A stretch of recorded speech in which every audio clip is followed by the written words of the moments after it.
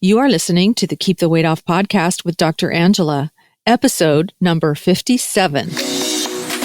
Welcome to the Keep the Weight Off podcast, where we bust all the dieting myths and discover not just how to lose weight, but more importantly, how to keep it off. We go way beyond the food, and we use science and psychology to give you strategies that work. And now your host, Dr. Angela Zechmann. All right. Welcome to the podcast, friends. Hey, Marchelle, how are you doing today? I'm doing pretty good. I just finished doing a lot of yard work because we finally had a nice day out. So that felt good to get outside for a while. Oh, good for you. I have not had a chance to do any yard work yet. So I'm a little bit jealous.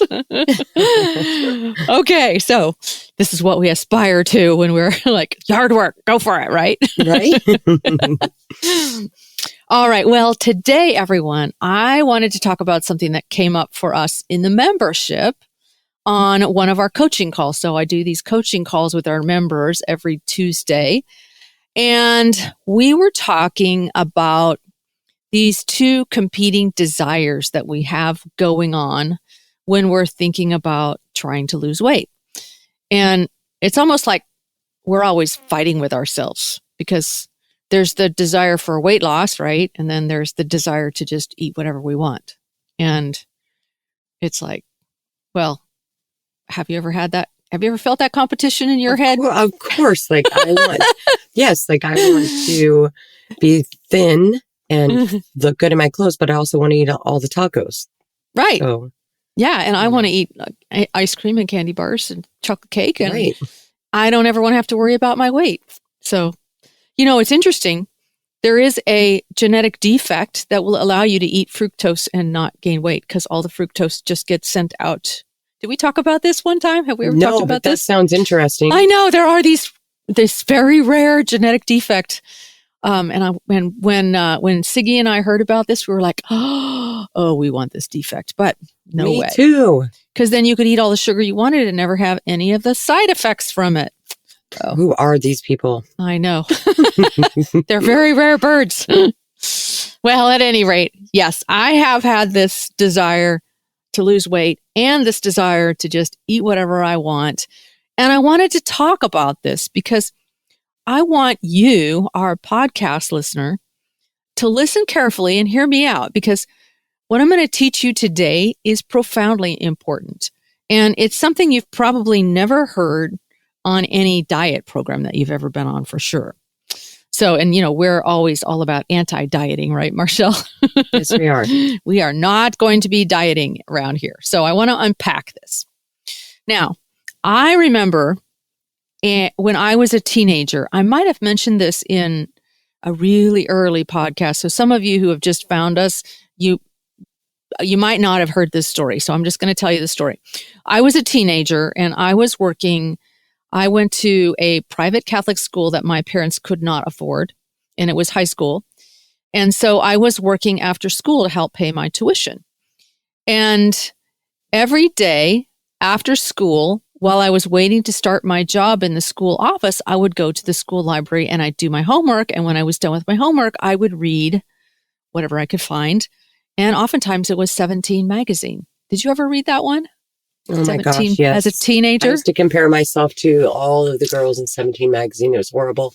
That's exactly what I did. So, you know, I was waiting to start my job. I would answer phones after school. This was a really good job for me because I was always shy. And so having to be there and answer phones and talk to adults was really good experience for me. And I enjoyed it, actually. But there I was, reading 17 magazine in the school library. And, you know, when I think about it, I'm surprised that a private Catholic school would allow those kinds of magazines to be in their library. Of course, this was the 70s, so I don't know. But I see these beautiful girls in the magazines and I would see how thin they were. And when I looked at my body in comparison, I came up short. I mean, I was short. I've always been short, but short in the sense of not measuring up, right? My hips were too big. My waist was too big. My bust was too small. I just didn't measure up. And so reading these magazines and seeing these pictures, I was overcome with this desire to change my body. Now, I want to say right here and now that there was absolutely nothing wrong with the shape of my body. It was beautiful and perfect just as it was. But looking at those photos caused me to start to feel that something was wrong and I needed to change the shape of my body. So I went on my first diet. And I remember eating cucumbers and toast for an entire week. That was it. Just cucumbers on toast. Not very much cucumbers on toast. I was really, really hungry, but I felt I deserved to feel hungry because there was something wrong with me and I needed to atone for it somehow. Have you ever felt like that, Marchelle? Yes, I have. Like there's something wrong and I have to fix this and I deserve to suffer because of it. What was your first diet like? Like, how old were you when you went on your first diet? Oh man, I don't know if you want to hear the story because mine's not a good one. So like ninth grade. In ninth grade is when I started gaining a lot of weight because I don't know if you guys remember, like when you get into high school that you don't get just the regular school lunch, served to you. You can choose things, they have vending machines and they have, ice cream. What was it? Frozen milkshakes and whatever. And I immediately, every day I would eat Reese's peanut butter cups and frozen milkshakes because I could. Yeah. And I started gaining weight in ninth grade. And by 10th grade, I was still getting bigger. And I remember just feeling really uncomfortable in my body. And that's kind of around the time that you notice boys looking at you or you're interested in boys. And there's like the competition starts with like girls and boobs and who has the, you know what I mean? All those conversations and everything and who looks better. And by my senior year, I started hanging around with these cheerleaders. I was a spirit leader. I wasn't a cheerleader, but I started hanging around with these girls and we all were using pills and starving and bulimia, throwing up. I learned all this. We all learned this stuff together to start doing this to stay thin. And it was really unhealthy and really kind of toxic kind of friendships that we had with each other because we would all kind of compete in that way.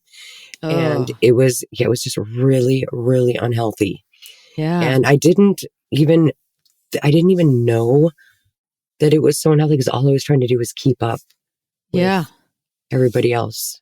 Yeah. And I couldn't do the milkshakes and, Reese's peanut butter cups anymore for lunch. And so instead I didn't have any control over food. Like I had a really bad relationship with food one way or the other. So just starving myself was, and then we would take these, what are those pills, those caffeinated pills, that would give you energy. And, if we did eat something we weren't supposed to, then we would talk about how we could make ourselves throw up and all this kind of stuff. So, so my relationship at an early age was very unhealthy. Right. And you and I are not alone. We are not alone. So, I've had, like lots of our patients and our students in the membership tell us gut-wrenching stories about their first experiences trying to lose weight. Some had been dieting, like one woman said she started dieting in utero because her mother took weight loss pills while she was pregnant with her. Like it can start, right? It can start really young. Like maybe there's an older sibling that you're competing against, or maybe a teacher. I've heard stories where a teacher has said something or, or, like PE your coaches, or gymnastics or, or, maybe even younger in grade school being told you need to go on a diet. I mean, just all of these stories, and we just end up feeling like there's something wrong with us and we have to fix it. And the underlying motivation. So there's the desire to be thin, but it comes from this really strong sense of not loving oneself, right? Exactly. And in my case, I would go so far as to say it was actual self-loathing. Like I just like there was something absolutely wrong and I deserved to suffer. And so this is the motivation for a lot of us because, these habits get started early. And so a lot of us, when we go on these really strict, rigid diets, the underlying motivation is one of not loving oneself, of actually hating oneself and needing to change because of that, right? So that's one side of the coin. Then the other side of the coin is this other desire to just eat whatever we want. And so we want to be able to eat the cupcakes and the cookies and to go out to eat with friends and just order whatever and drink margaritas or Cosmos on a Friday night when we're out with the girls and just not worry about any of it. And so this desire to just eat and drink with abandon, we can sometimes equate this to a desire to love ourselves, to accept ourselves the way we are, to treat ourselves well. And we do this often on the weekends or on vacation. This is kind of like the bucket eating that I've talked about before. You take the B off and change it to an F. I try not to cuss. Sometimes I do anyway. But bucket eating, where we just sort of stuff ourselves so full that we can hardly breathe. And I know this because I've done this. And in many ways, it's a response to these crazy restrictive diets that we've been on. I desire to lose weight, but I also desire to eat whatever I want. Now, here's what I want each of us to understand. Each one of these extremes, whether I'm punishing myself with rigid calorie restriction, I'm starving myself and I'm exercising in the gym 2 or 3 hours a day, or whether I'm binging and eating whatever I want, both of these extremes are like two sides of the same coin. They're like a teeter-totter. And the board of the teeter-totter is the board of self-loathing. So I can be extreme on one end of this board of self-loathing and punish myself with a strict, rigid diet, or I can be extreme on the other end and punish myself by overeating and making myself suffer all the consequences of that. So both of these desires, these two seemingly competing desires, are both brought on by a lack of self-love. Does that make sense? It definitely makes sense. Yeah. Now, here's something else that I want all of us to recognize. Desire is energy that fuels action. So let's say that each one of us has, for example, 10 units of desire. So can you see how much of our desire gets taken up by these two competing desires? It's like out of our 10 units of desire, 4 units are being taken up with the desire for food. And then the other 4 units are being taken up with the desire to lose weight. And so that's 80% of the energy that fuels action that's being driven by these two contrasting desires of wanting to eat and wanting to lose weight. And both of those desires come from a sense of self-loathing and wanting to fix it. And so we end up in this crazy cycle. And we're unable to create much more in our lives because so much of our energy is being taken up by these two competing desires. So much of our brain space is being consumed with thoughts of self-loathing because we don't like the way we look and we don't have the confidence or the vitality we want, or we're feeling guilty for overeating. And then a huge amount of our brain space is being taken up by the desire to find the next treat. And this is why it's so important to stop dieting and get ourselves out of the cycle. We have to get rebalanced again. We want to stop the rigid focus on deprivation and punishing ourselves and instead come to love ourselves just as we are. Now, sometimes when people say, oh, I'm going to love myself just as I am, that means, oh, I'm just going to accept that I'm overweight and I'm not going to worry about it. But that's not what I'm saying at all. I'm saying love yourself and take care of yourself, right? When you love yourself, you want to treat yourself well. Like you want to feel your body nourishing food so you'll feel good. Sometimes doing the things that you need to do to love yourself doesn't exactly feel good in the moment. It's like being a loving parent to yourself. A loving parent will tell the toddler that he or she can't have a cookie all the time. A loving parent does not let their child eat treats all the time. A loving parent gives their child nourishing food. A loving parent guides their child and doesn't let them run the show. And it's the same thing with loving ourselves. I think one of the most loving things you can do for yourself is to prepare yourself nourishing food and say no to your inner toddler who wants that sweet treat every afternoon and every evening. Not because you're on some sort of crazy restrictive diet, but because you love yourself and you want what's ultimately best for yourself. Does that make sense? Yeah, this is really deep because right now I'm doing some counseling. I started some counseling like about a month ago, and like just talking about this subject, it's like, wow, this goes way, way, way back to, maybe when I was 6, 7, or 8 years old, and not feeling like anybody liked me. Or wanting, or not being very popular at school, or then, going into 8th grade or 9th grade. And like I said, and being overweight, and man, it's just like, it goes so deep that it does. It can. Yeah. It's a whole different way of thinking if you're thinking about it that way and not just good food choices. Yeah, exactly. Oh, one of our students said the other night, she said, boy, food really has nothing to do with this, does it? And we're like, no, it doesn't. That's what I was just thinking. I'm like, wow, this doesn't really even have anything to do with food. It really doesn't.